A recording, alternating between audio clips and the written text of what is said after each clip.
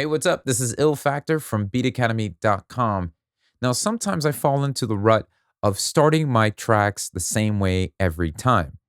And I would find myself just repeating the same drum patterns, maybe even playing the same chord progressions.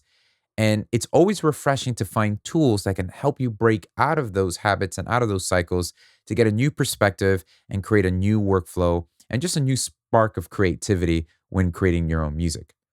And I want to highlight one of those tools that can be really beneficial in doing just that from Reason Studios, then the Rack plugins featuring their beat map and their MIDI out features. So let's go ahead and take a look at them. So let's start by dragging our Reason Rack plugin into our session view window in Ableton Live. And just as a reminder, Reason has now made available all their devices and instruments and effects in any DAW as a standalone Rack plugin, which is really cool. Now we're going to double click Browser here and head over to the player section so that we can use these player devices to manipulate the MIDI input that's going in and send out that MIDI data to a instrument within Ableton Live. So let me show you what I mean. Here we have a beat map. Let's go ahead and drag and drop that in the Reason Rack. And then you notice right underneath the beat map, we have a MIDI out device, which is great because now I can send the information from the beat map over to this drum rack here that I have in Ableton Live filled with sounds. And I want to trigger these sounds using the beat map tool in the Reason Rack plugin. So let's set this up. First, we need to go into the MIDI input of the drum rack in Ableton Live and choose Reason Rack plugin. And underneath that box, we want to make sure that we also choose the Reason Rack plugin. And then go ahead and set the input monitoring to in. That way we can hear the drums being triggered by this device here. Then all we have to do is simply hit the run button and it's already sending that information to the drum rack. All right, let's take a quick look at the beat map and see what's going on here. So at first glance, we have a kick, snare, hi-hat, and a percussive knob here. And beat map is going to use different algorithms to create unique patterns for each of these sounds. So let's go ahead and take a listen to the pattern.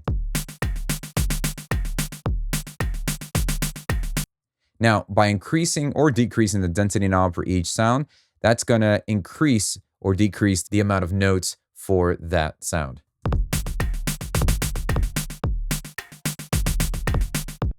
Now, one thing I'm noticing is that the hi-hat is actually triggering a snare here in my Ableton Live drum rack. And you can see the C1, C#1, D1, and F#1 are the notes that are going to be triggered. So what I can do here is in my drum rack is just move some of the sounds around.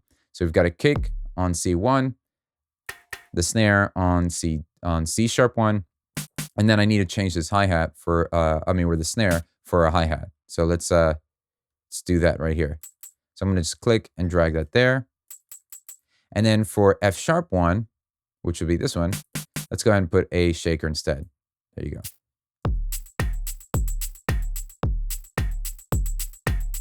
Now you can go ahead and drag a cursor over this little cool terrain map to come up with different unique individual patterns. And we can increase the density.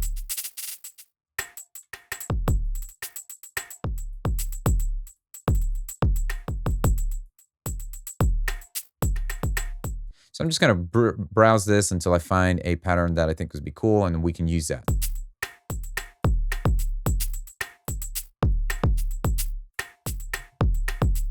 All right, so let's use this pattern. Now, what I can also do is actually just record the MIDI pattern and then make any changes that I might like specifically to any of the note patterns here. So what I'm going to do is record enable the drum rack and simply choose any clip slot here and just hit record.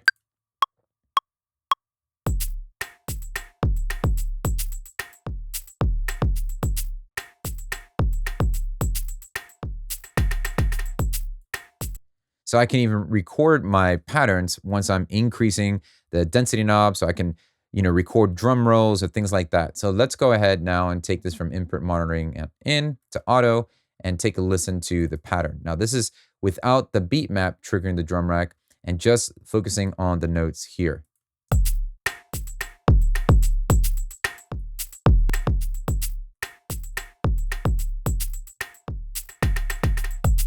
So it's cool to kind of just play around with the beat map, come up with unique individual rhythms that I probably personally wouldn't program myself or draw in, and then start to incorporate some effects and just sound design in a way that might just spark some creativity. So I'm going to go back to the Reason Rack plugin, and this time I'm going to use an effect. I'm going to drag that over the drum rack, and we'll start by adding some screen forward distortion. So double click that and see what we can do with the drums that we've just programmed.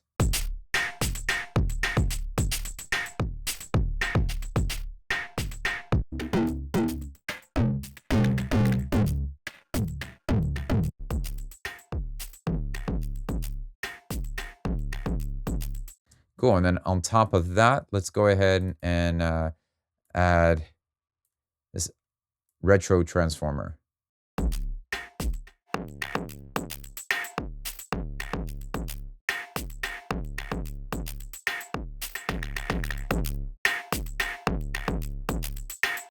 So I can have now the best of both worlds, utilizing not only just the different sequences from the Reason devices, but also using some of the effects from the rack as well. So that's cool for the drums. Now let's highlight another device in the Reason Rack plugin that can be really helpful with creating unique chord progressions. So I'm gonna go ahead, go to the Reason Rack plugin, click and drag that into our session view, and go to the browser once again, under players, and let's choose scales and chords. Now what we're gonna do is create an instrument in which the scales and chords device will trigger. So for this, let's just go to our instruments here in Ableton Live and choose the wavetable. And I'm just gonna select a basic sawtooth. Now going back to the Reason Rack plugin that we have here with the scale and chords, the MIDI out needs to be sent to trigger the wavetable. So let's go ahead and do that. It's the same way we did it with the beat map. So under the wavetable, which is the device that I wish to trigger, I'm going to go ahead and choose the Reason Rack plugin. Since I have two Reason Rack plugins in this session, I'm going to make sure that I select the right one. It's number 4, Reason Rack plugin. And then underneath that, Reason Rack plugin, and switch to input monitoring. So now that we've got it all hooked up, let's go ahead and take the scale and chords device for a spin. So here you can set up the scale that you're going to be working on, and you can filter the notes so that you only play the notes that belong in that scale. And then here you can enable the chords, which allow you to play chords that belong in that scale as well. So here in C major, if I press the C key, it's going to give us a C major chord. And we can determine how many notes we want to be playing that chord. We can add the ninth, and then we can do different inversions. So let's go ahead and pick a key. Let's just do F minor. And we've got just, let's put 3 notes.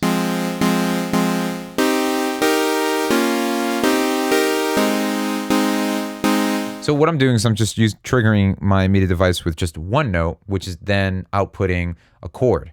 So let's put 4 notes there and 4th inversion. And you can mess with this over here to add an octave up, add some more color.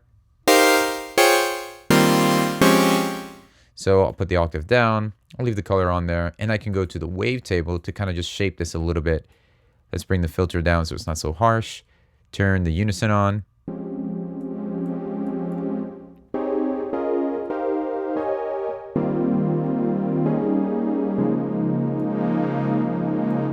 Bring the release up a little bit.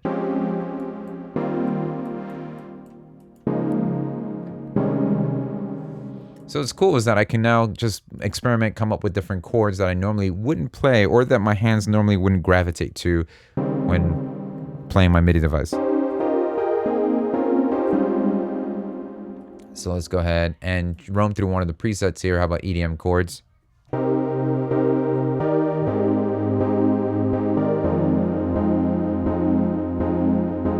And it's going to play that along with the pattern that we've created with the beat map.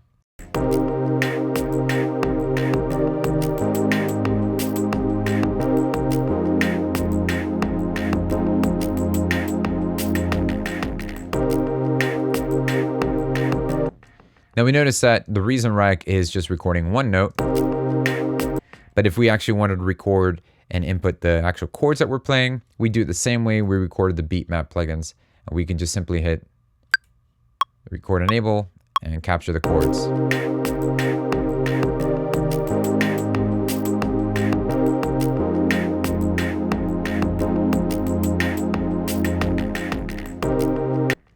So now I have the chords there, and we can get rid of the Reason rack plugins, and we have the chords and a pattern that we've recorded from those devices now in our session to work with. So you can see how using tools like this can be really helpful in introducing new ways of creating drum patterns and chord progressions into your current workflow.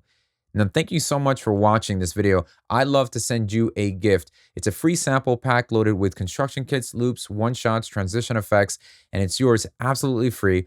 It's 100% royalty free, so you can use these loops and sounds in your projects and share that music with the rest of the world, and it works in any DAW. Just click the link below in the description box or visit beatacademy.com/pack and download your pack today. Be sure to subscribe, like the video, and I'll see you next time.